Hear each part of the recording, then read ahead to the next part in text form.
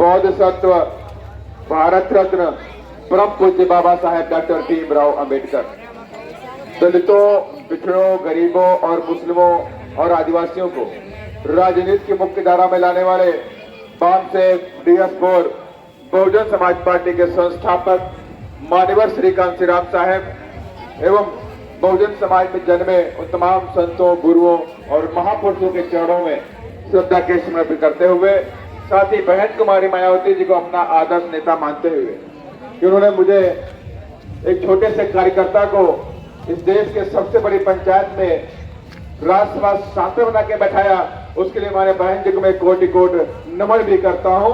और साथियों, आज आप सबके बीच में जो हमारी यात्रा आई हुई है, ये सर्वजन हिताय सर्वजन सुखाय यात्रा, संकल्प यात्रा, उसको संकल्प लेकर के हम लोग निकले हैं 16 अगस्त को।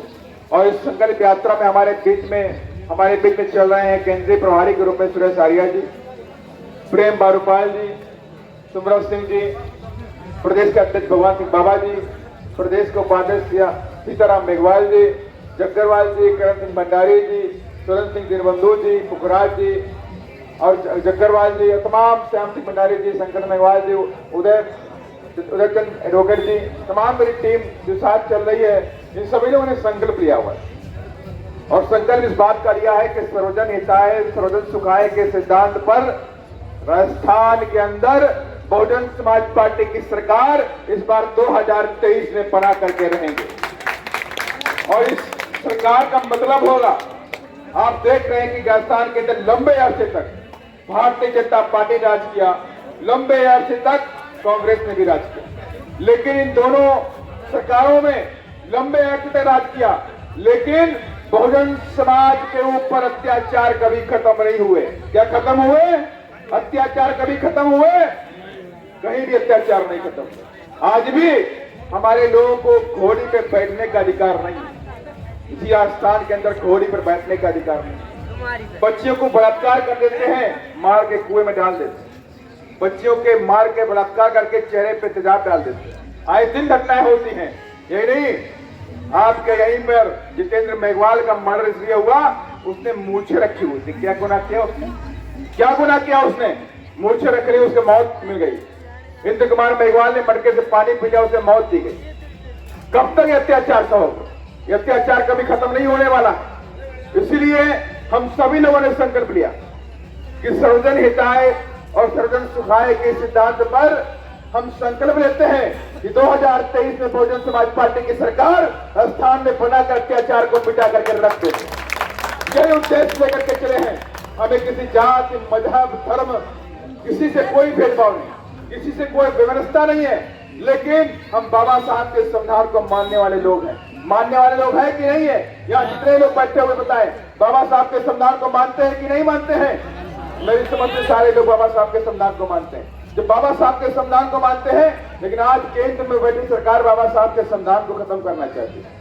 विश्व का सबसे सुंदर, मानवतावादी, समतामूलक, जिसमें न्याय की बात की गई हो, जिसमें लिबर्टी की बात की गई हो, जिसमें भाईचारे की बात की गई हो, जिसमें समानता की बात की गई हो, ऐसे संविधान को आज केंद्र में बैठी सरकार हमारे संविधान को खत्म करना चाहती है। और यही नहीं, उनके आर्थिक सलाह परिषद का जो उनका मेंबर अध्यक्ष है विवेक देवराय, उसने कल एक स्टेटमेंट दिया कि 2047 में हमें एक नए संविधान की जरूरत पड़ने वाली। नए संविधान माने कि बाबा साहब का संविधान हटा करके नया संविधान लाया जाएगा।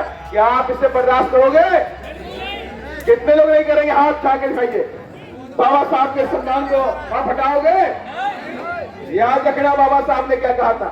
बाबा साहब ने कहा था, मेरे बच्चों, मैं तुमको संविधान लेकर के जा रहा हूं। इसी संविधान में तुम्हें सर उठा के जीने का अधिकार है, शिक्षा का अधिकार है, नौकरी का अधिकार है, मान सम्मान का अधिकार है। इसलिए मेरे बच्चों, इस संविधान के बचाने की जरूरत आप सब लोगों को। आप जब तक इस संविधान को जिंदा रखोगे तब तक मैं आप सबके पीछे जिंदा रहूंगा। जब तक ये संविधान जिंदा है तब तक मैं जिंदा रहूंगा, और जितने संविधान जिंदा नहीं है तो मुझे ही मरा हुआ मान लेना। ये बात बाबा साहब ने कही। और बाबा साहब ने ये भी कहा था, मेरे बच्चों, अपने संवैधानिक अधिकारों को बचाने के लिए अगर आप अपनी जान देनी पड़े तो आपको जान देनी पड़ेगी, अपने संविधान को बचा कर रखना पड़ेगा। इसलिए मैं आप सबसे आग्रह करने के लिए आया कि इस देश के अंदर एकमात्र आपकी अपनी पार्टी है बहुजन समाज पार्टी इस देश के अंदर भाईचारे के लिए काम करना चाहती है। कोई जाति नफरत, मजहब के नाम पे नफरत हम नहीं काम करना चाहते, ना हम किसी भी जाति के बच्चों को मारना पीटना चाहते हैं। हम तो इस देश के सबसे सुंदर संविधान को लागू करना चाहते हैं। आपने देखा भी है कि तमाम